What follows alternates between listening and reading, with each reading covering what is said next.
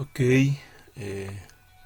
muy buenos días, tardes, noches, madrugadas, jóvenes, no sé a qué hora estén viendo este video, pero eh, quiero explicar el siguiente ejercicio para que sigamos con los conceptos de diseño que tenemos que ver para la unidad y que tengan todos los elementos necesarios para que ustedes puedan continuar su proceso de educación.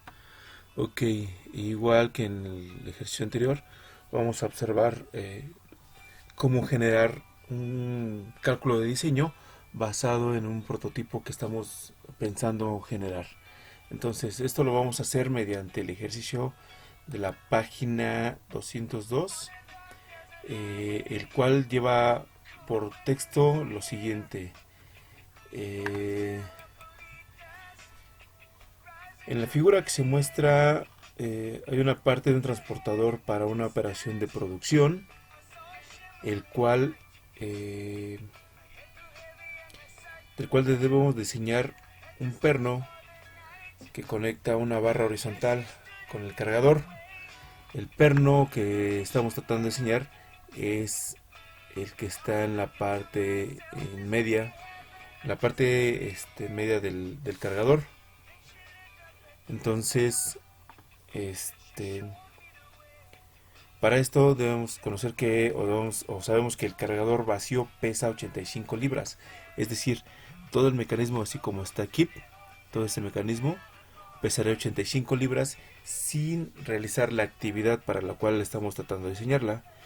Y de este cargador, dice, del cual se cuelga un bloque de motor de hierro colado que pesa 225 libras para llevarlo de un proceso a otro donde se descarga.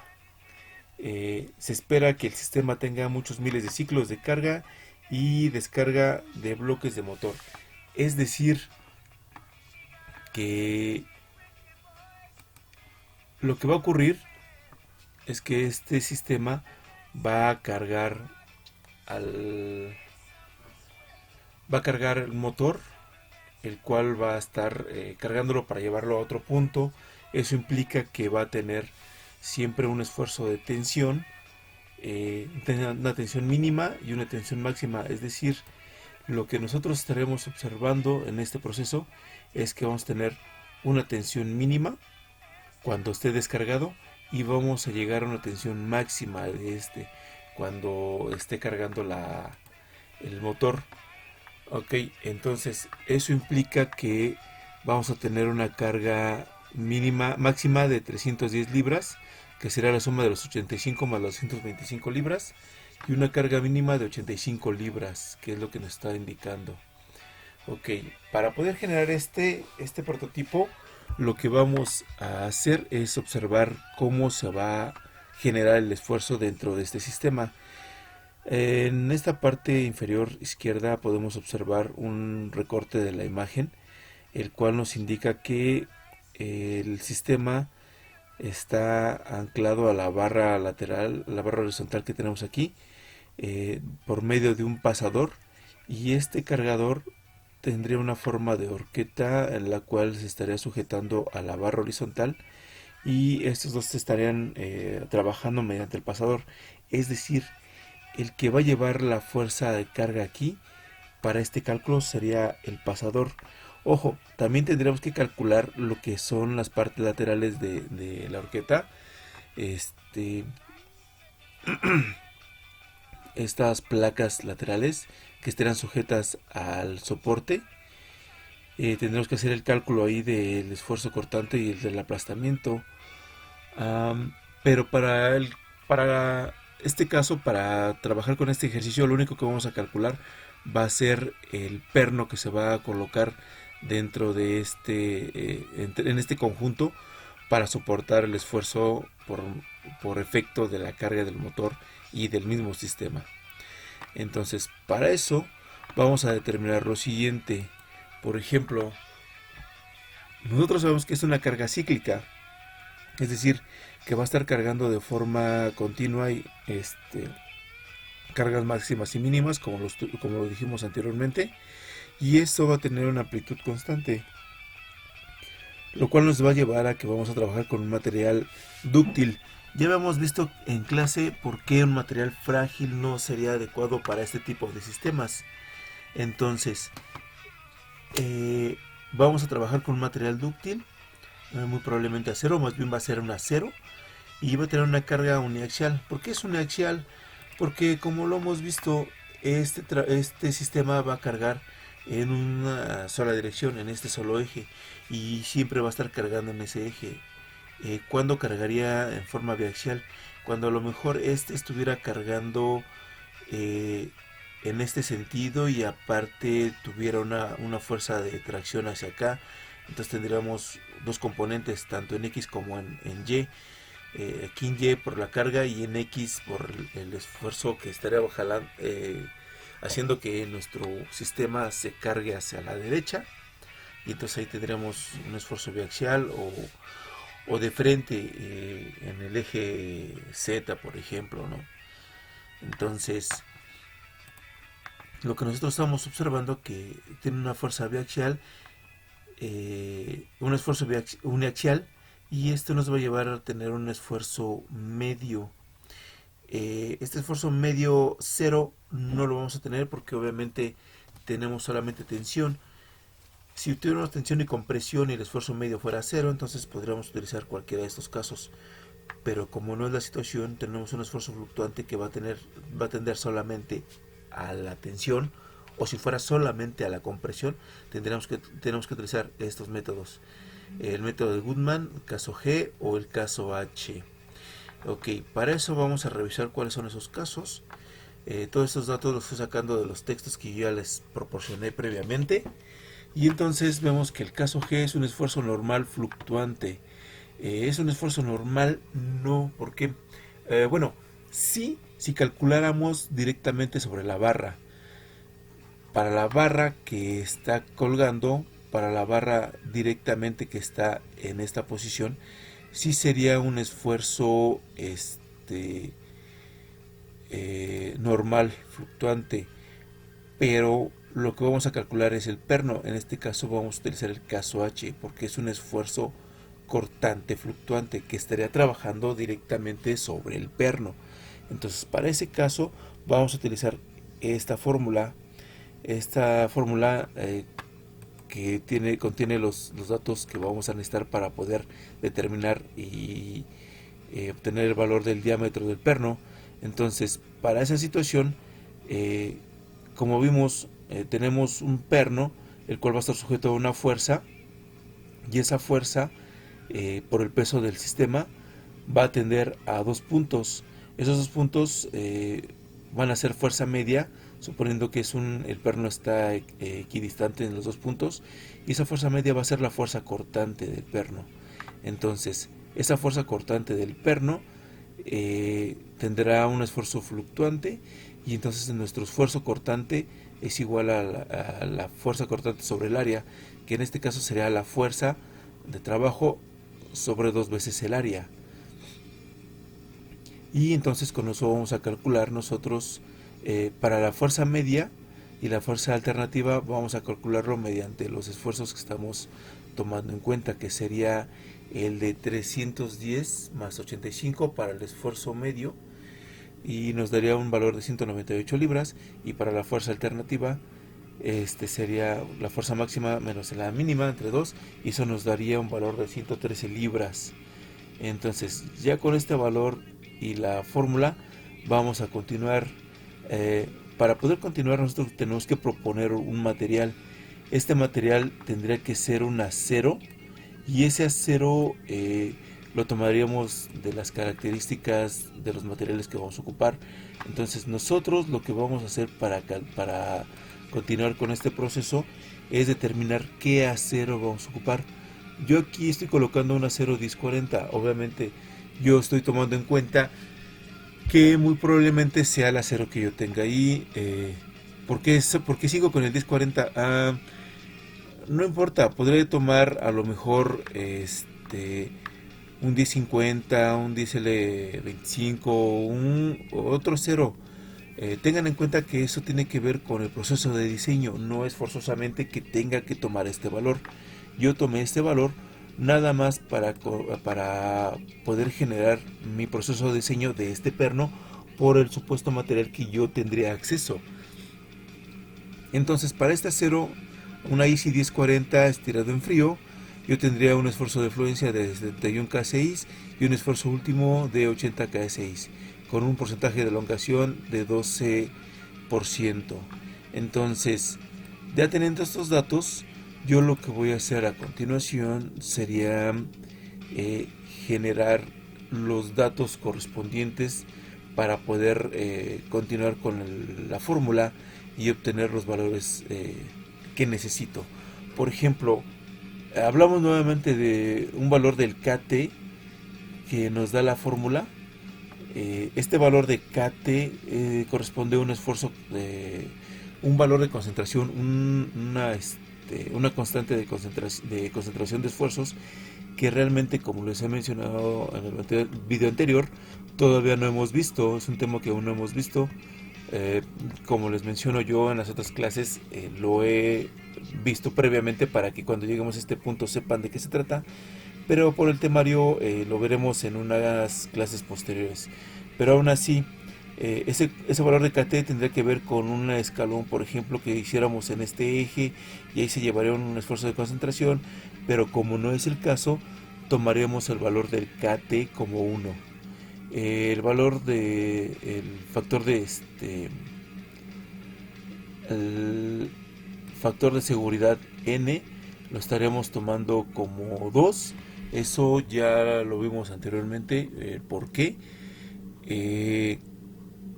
Podríamos tomar algún otro valor, claro, depende de lo que yo considere o de las consideraciones que esté haciendo para poder llevar a cabo mi proceso de diseño. Y de los datos de las tablas del material, sabemos que el esfuerzo último de fluencia es el esfuerzo último de fluencia concentrado sería el 0.75 veces el esfuerzo de último, perdón, y el esfuerzo de fatiga calculado real sería igual al 0.577 veces el valor del esfuerzo esfuerzo de fatiga. Entonces, para esto nosotros vamos a determinar lo siguiente. Para este esfuerzo de fatiga calculado que vamos a obtener, nosotros lo vamos a obtener del esfuerzo de fatiga real que ya vimos anteriormente en algunos cálculos. Ese esfuerzo de fatiga lo vamos a obtener mediante unas gráficas, estas tablas, y la ecuación que podemos observar en la parte inferior derecha, que ese es un tema que ya habíamos visto en clase. Entonces, ¿qué es lo que hacemos para poder determinar esos valores? Bueno, el primero de ellos, que es el valor de la fatiga calculada, será igual a el valor del el esfuerzo último evaluado en una gráfica. ¿En cuál gráfica? En la gráfica en esta gráfica donde nosotros podremos determinar el valor de la fatiga. Entonces nosotros sabemos que son 80 y que tenemos un material maquinado estirado en frío, y por lo tanto al seguir esta línea de 80 kSI y hacerla coincidir con la gráfica con la línea del maquinado estirado en frío, nos guiamos hacia la izquierda porque estamos trabajando en KSI. Si nosotros estuviéramos trabajando en PSI, lo tendríamos como tomar desde arriba, hacerlo coincidir con las mismas líneas y movernos hacia la parte derecha. Pero como estamos trabajando con KSI, lo hacemos desde la parte inferior, subimos en línea vertical y hasta coincidir con la recta, con la línea de la gráfica que corresponde al material que estamos trabajando, nos vamos de forma horizontal hasta el lado derecho y nosotros podremos determinar que tiene un 30, según yo tendría un 30 kSI, que será el valor de mi resistencia a la fatiga, y entonces ese valor es el que estaría tomando para ese valor de la fatiga calculada, ¿no? 80 kSI, que dados la gráfica tendría 30 KSIs, y entonces tendremos que calcular los demás valores. El CM, por ejemplo, el CM dijimos que era el factor del material. Nosotros utilizamos un factor para CM igual a 1 por el acero forjado. Obviamente tengan en cuenta que los demás valores tienen que ver con materiales diferentes y ahí mismo nos indica cuáles son. El factor para el CST nos dice que el valor sería el esfuerzo flexionante, tomaríamos el 1. Si nosotros estuviéramos calculando para la barra, a lo mejor tomaríamos el valor del 0.80 porque será una tensión axial, pero como es fluctuante tomamos el valor de 1. Para aplicar el factor de confiabilidad CR lo tomamos de la tabla 5.1. Esta tabla 5.1 lo tenemos aquí al lado inferior izquierdo y nosotros vamos a tomarlo como el 99.9% de confiabilidad. Entonces tendríamos un valor de CR de 0.75. Para lo que es el valor del factor de tamaño, que sería el CS, nosotros vamos a guiarnos con un valor de CS igual a 1, porque estaremos suponiendo que este perno que vamos a utilizar es realmente pequeño, no es tan grande. ¿Cómo sé que no es tan grande? Bueno, yo lo estoy suponiendo. Aquí me dice que para un rango de 300 milésimas menor o igual a 300 milésimas estaría tomando un valor de CS igual a 1. Yo lo estoy suponiendo, por eso lo estoy tomando así.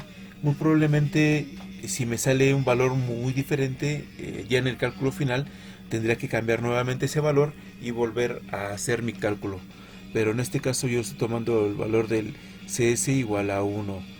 Entonces, ya teniendo todos los valores, realizo mi cálculo con la fórmula que yo obtuve para este cálculo de esfuerzo de fatiga real.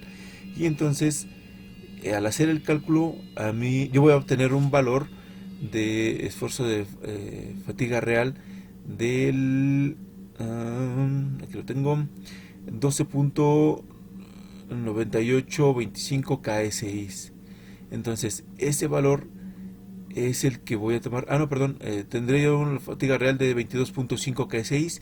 Metiéndola a la fórmula de la fatiga como está en la fórmula, tendré yo el 0.777 veces el valor de la fatiga real, y eso me daría un valor de 12.9825 KSI. Entonces, ya teniendo ese valor, lo que voy a hacer ahora es obtener el valor del esfuerzo último, pero aplicando el valor de 0.75 veces ese valor. Y entonces yo sé que el esfuerzo último son los 80 KSI. Aplicándole esa fórmula me daría 60 KSI, y entonces de la fórmula ya tendría el valor de la fatiga real calculada con ese factor y el del valor del esfuerzo último calculado con el factor. Ya tengo el valor de n y me faltarían los esfuerzos cortantes alternativos y medios. El esfuerzo cortante alternativo y medio nosotros lo determinamos como el valor de la fuerza sobre 2 veces el área, y eso es lo que vamos a cambiar en la fórmula, como lo ven aquí en el siguiente paso. Y entonces yo obtengo 2 veces el área como un valor constante en estas dos sumas de quebrados, lo saco de ahí, y entonces al sacarlo como un factor común en mi ecuación, yo puedo despejar esa área, pasarla del otro lado, y entonces yo tendría que el área sobre el valor de n es igual a un medio el valor de la suma del quebrado, y luego pasaré yo esa n que está dividiendo multiplicando, y entonces me quedará que el área es igual a n sobre 2 veces n sobre 2 multiplicado por la fuerza alternativa sobre el esfuerzo de fatiga calculado más la fuerza media sobre el esfuerzo último calculado con los factores que ya vimos acá arriba. Y entonces, haciendo el cambio de valores, yo obtendría un área de 1.5005 por 10 a la menos 2 pulgadas cuadradas, y entonces con ese valor yo sé que el área es igual a pi por el diámetro al cuadrado sobre 4, y entonces para poder obtener el diámetro hago el despeje correspondiente, y yo sé que entonces el diámetro es igual a la raíz de 4 veces el área sobre pi, y hago el cambio de valores, lo que me llevaría a obtener el valor del diámetro de 0.1382 pulgadas, es decir, eh, 138 milésimas de pulgada. Y entonces yo sé que un octavo de pulgada es igual a 125 milésimas. Haciendo algunos cálculos, sé que un octavo de pulgada es igual a 2 dieciséisavos, y entonces si hace 16avo yo le aumento un 16avo más, 3 dieciséisavos de pulgada serían 187 milésimas, y entonces esas 187 milésimas está por arriba del valor del diámetro que yo requiero. Me bastaría con ese valor, yo podría tener esas 3 dieciséisavos. Pero bueno, yo sé que también que los 2 dieciséisavos de pulgada es igual a 4 32avos. Si esos 4 32avos yo le sumo uno más, me quedarían como 5 32avos. Y esos 5 32avos serán igual a 156 milésimas. Por cuestiones de costo, si es que esto lo tuviera que hacer en masa, eh, yo creo que la mejor opción que podría tener para hacer ese perno sería el valor de 5 32avos de pulgada. Y entonces, para este cálculo, para este diseño de perno, solamente para el perno en este sistema, yo defino que el diámetro de mi perno debe ser de 5 32avos de pulgada. Entonces, eh, con estos cálculos, así como lo hemos visto en este ejemplo, yo me doy cuenta que cuál sería el tamaño de mi perno. Vean que 5 32avos de pulgada son 156 milésimas, es realmente menor que el valor que yo había supuesto del CS, que si se recuerdan en la fórmula me dice que para ese valor del CS, si es menor a 300 milésimas, puedo considerar el CS igual a 1. Entonces me doy cuenta que estoy dentro del valor y no necesito volver a hacer mi cálculo. Si no hubiera sido así, entonces yo tendría que volver a realizar mi cálculo, pero obviamente tomando en cuenta o considerando algún otro valor de mi diámetro. Tomaría qué valor, el diámetro que me esté dando en este cálculo, lo metería, realizaría nuevamente mis cálculos y vería si corresponde con el valor de lo que yo estoy tomando en cuenta. Tengan en cuenta que la fórmula que estamos utilizando nos permite iterar varias veces a lo mejor el valor si es que no corresponde con lo que yo obtengo como resultado final. Pero para este cálculo que acabamos de hacer, eh, este valor de 5 32avos de pulgada es suficiente. Entonces esto me va a permitir que mi pieza pueda trabajar con ese valor, con esos valores de carga, y que esté fluctuando y pueda trabajar mucho tiempo, ¿no? Cuántas veces en las gráficas que les mostré en las clases anteriores podríamos determinar cuántos miles de veces podría soportar ese esfuerzo flexionante, ¿no? Ese, perdón, esfuerzo fluctuante. Bueno, jóvenes, espero que este ejercicio que realizamos les haya quedado claro, que haya sido bastante claro como para que ustedes lo puedan aplicar en los ejercicios. Y de todos modos estaremos en contacto en la plataforma para cualquier duda que ustedes tengan. Bonito día, tarde, noche o madrugada, y espero verlos pronto. Bye.